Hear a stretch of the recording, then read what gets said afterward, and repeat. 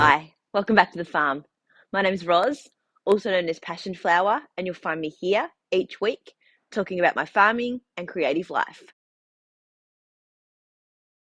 Well, look at me wearing a jumper. It's actually quite cool this morning. There's some dew on the ground, and it was a cool night, so a good night's sleep. Um, we've passed some of that humid weather, so hopefully we don't get that back again, and we just have lovely warm days and then cooler nights. A couple of things that I can update you from the past couple of weeks. I have my car back. Yay. It was not too long. It was just on 3 weeks, which was pretty good considering it was just after Christmas. There was the Australia Day holiday and also delays with parts and workers because of COVID. So, yeah, I was able to get it back in 3 weeks. And it's so nice to have my car back, just to have that freedom to not have to be juggling between different cars from different people to be able to go places. Or if there wasn't a car here, I just knew that I had to stay home because it's not that easy to just pop to the shops when you don't have a car when you live on a farm. So yeah, that's back and I am really happy. I also have an update on the stray sheep that I told you about last week. No, she hasn't been back. Um, haven't seen her on our farm since she disappeared after I was worming my sheep. So she obviously did not like that at all.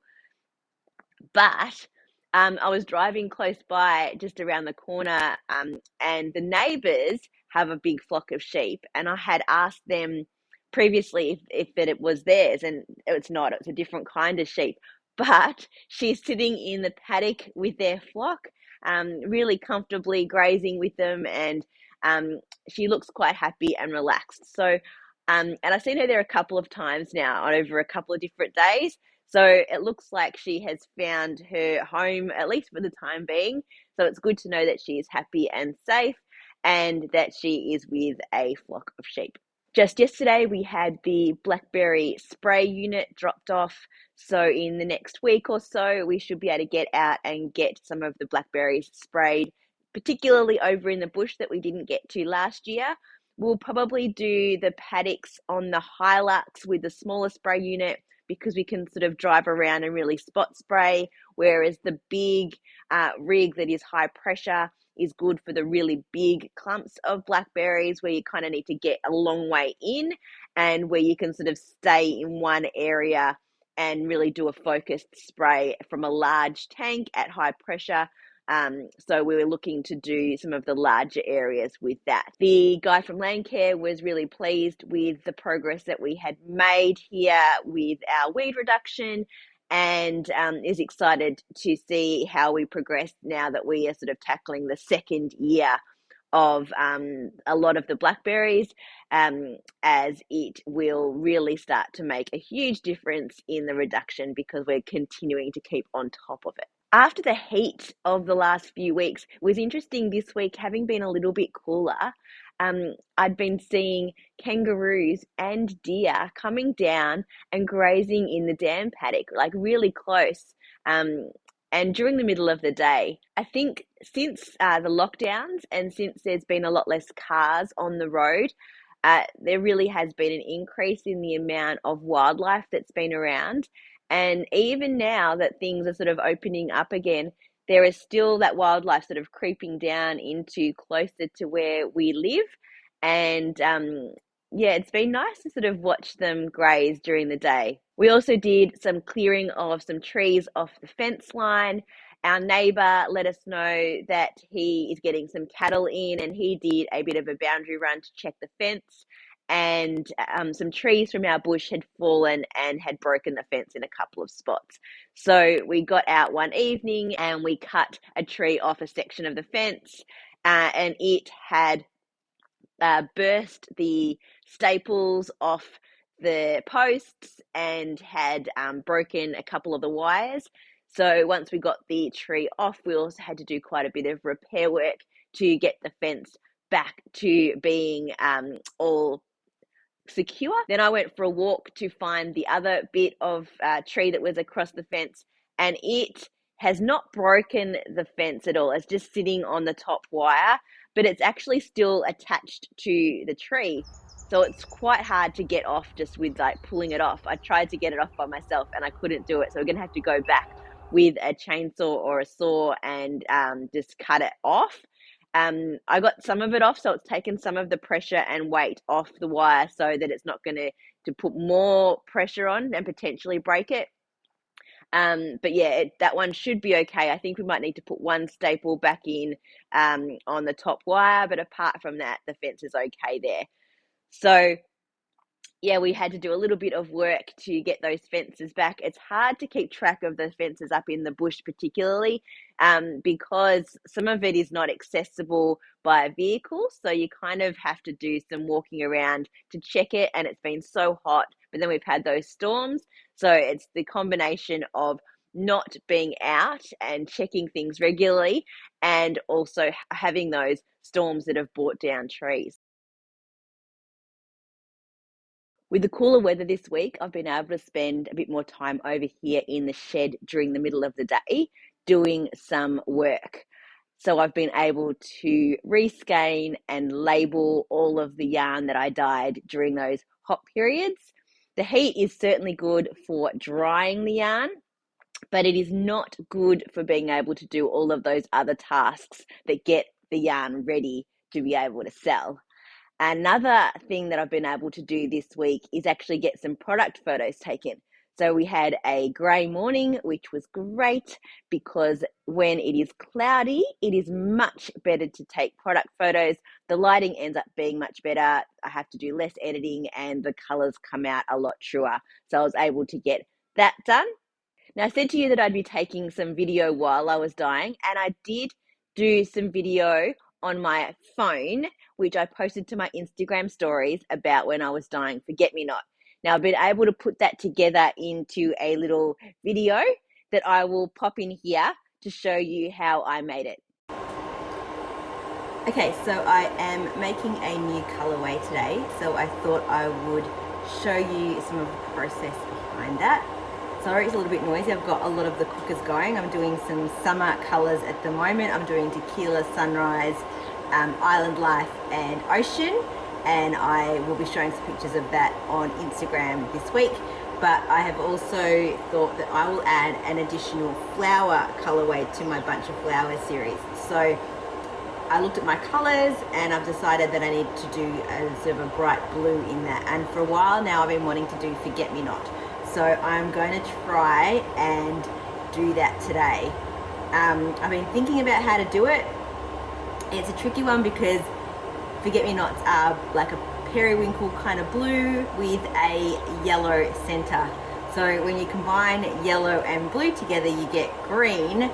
So it's figuring out how to get those on the same skein of yarn without getting the green. Now I think I've got an idea of how I'm going to do it. I'm going to do a mostly blue skein of yarn, keep a little bit white, and then go back and do some dyeing on that little piece separately. So we'll see how that goes. It's always an experiment when you do a new dye color for the first time, figuring out the actual color for the base and then all of the bits about how it's going to work out. So I have my soaked yarn here, and it's all undone into just the open skein. I'm going to dip it in, probably leaving about that much at the top that I will dye separately later on. This is what I have in the pot so far. So I've mixed some colour in there. I'm not really going to know how it's going to come out on the yarn until I give it a go. So I will start by dipping it in and see how it comes out.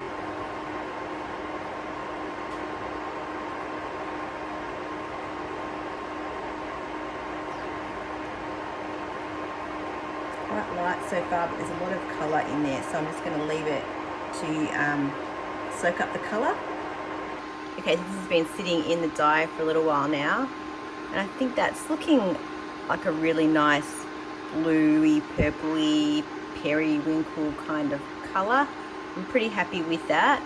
So I'm going to take this out and then I'm going to apply some yellow dye to the white sections that I've left around the edges.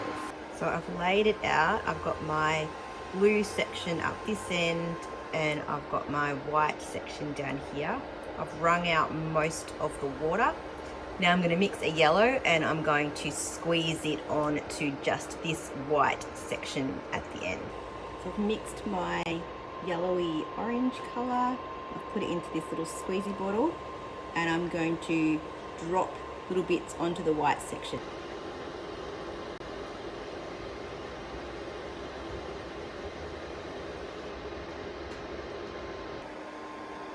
There it is. That's the prototype.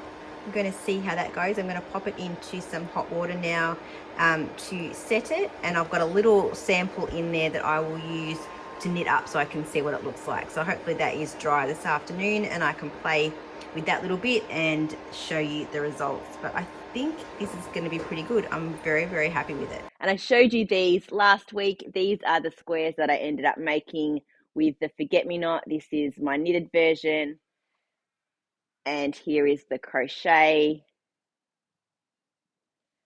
and this is the ball that I have left. And I have now made up mini skeins, which will go into my bunch of flowers series. So there are now 12 flowers. And I really enjoyed expanding that collection, and I'm thinking about doing a few different things with that coming up shortly. Thinking about a sort of a different flower collection, but also expanding and changing how I package up the current series of flowers. So it's been fun to add to and to think about what can come next. So I have actually been working quite a lot this past week, taking the opportunity while the weather was cooler. So there hasn't been as much knitting progress as there has been the past few weeks. I did finish my kite flying socks. So here they are all done with the stripes matching up pretty well. They're maybe slightly off, but pretty good. Nice long ones for going in gumboots. Now, I noticed when I bound off that they're slightly different. Not wrong, just different. The first one I bound off in pattern. So knit to, purl to. This one I bound off all with knits, and it sort of flares out a little bit differently. It's not going to matter when it's on my foot. You're not going to notice the difference, and it won't make much difference in terms of staying up or not.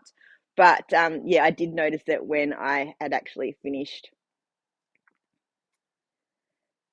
I have quite a lot of the ball left, so I will be able to get myself a shorter pair of socks out of these, especially if I do contrasting heels again. So that's good to be able to get two pairs of socks out of the one ball. And I don't think I'll match the stripes next time. I will just sort of do probably even one at a time and just let them be completely random.